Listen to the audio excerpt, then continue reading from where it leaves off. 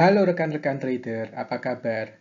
Dalam video kali ini, saya akan membahas salah satu chart pattern yang paling sering saya gunakan, yaitu Volatility Contraction Pattern atau biasa disingkat VCP. Chart pattern ini cukup sederhana, tetapi mampu memberikan lokasi entry dan stop loss dengan cukup precise. Nah, sebelumnya jangan lupa untuk like, share, dan subscribe bila konten ini memberikan added value bagi rekan-rekan semua. Silakan juga untuk komen jika ada pertanyaan dan masukan. Volatility Contraction Pattern atau VCP diperkenalkan oleh Mark Minervini dalam beberapa bukunya. Pattern ini cukup sederhana karena hanya menggunakan struktur price dan volume saja untuk menentukan entry point yang tepat. Walaupun sederhana, chart pattern ini memberikan winning rate yang cukup tinggi jika digunakan dalam kondisi market yang tepat. Kondisi market yang tepat di sini adalah market sudah didahului oleh sebuah tren naik. Karena dalam pattern ini kita akan menggunakan strategi buy on breakout saat membeli, maka perlu dipastikan kondisi market mendukung dalam kondisi uptrend. Market yang sideways, apalagi downtrend, akan memberikan banyak potensi false breakout. Nah, ada setidaknya 4 kriteria yang perlu kita perhatikan dalam pola VCP ini. Nah, sekarang mari kita bahas satu persatu. Sebagai contoh, di video ini saya akan menggunakan chart Astra Agro. Kriteria yang pertama dan kriteria yang paling penting adalah harga sudah dalam kondisi uptrend. Sebelum pembentukan VCP pattern, kita harus memastikan sudah terjadi tren naik sebelumnya.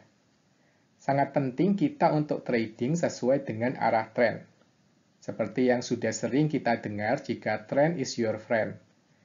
Trading sesuai dengan arah tren akan meningkatkan probability win rate kita. Kriteria yang kedua adalah kita ingin melihat volatilitas harga yang berkontraksi atau menurun. Di chart Astra Agro ini, kita melihat setelah tren naik yang sudah terbentuk, harga kemudian berkonsolidasi. Saat harga berkonsolidasi ini, kita ingin melihat volatilitas harga yang berkontraksi atau semakin mengecil yang ditunjukkan dengan terbentuknya pola higher low. Kontraksi ini ditunjukkan dengan ring harga yang semakin menyempit dan semakin mendekati area resistennya. Dari pola ini, chart menunjukkan kepada kita jika buyer semakin agresif dan rela membeli di harga yang semakin mahal. Kriteria yang ketiga adalah saat terjadi konsolidasi, kita ingin melihat volatilitas volume yang juga ikut menurun. Saat harga mengalami penurunan volatilitas, kita juga ingin melihat volume juga mengalami kontraksi. Penurunan volume menunjukkan tekanan jual yang semakin berkurang. Hal ini menunjukkan potensi harga melanjutkan tren naiknya semakin besar karena seller yang semakin melemah. Kriteria yang keempat adalah kita ingin melihat harga breakout dari area resistennya dengan volume yang besar. Saya tidak akan membahas secara detail karena rekan-rekan bisa mempelajari teknik buy on breakout secara lebih dalam playlist seri trading buy on breakout berikut. Seri ini berisi 3 video tentang teknik beli saat buy on breakout, cara mengantisipasi false breakout, dan cara membuat trading plan-nya. Dari keempat kriteria VCP tersebut, pola ini memberikan entry point yang cukup precise dengan sistem buy on breakout.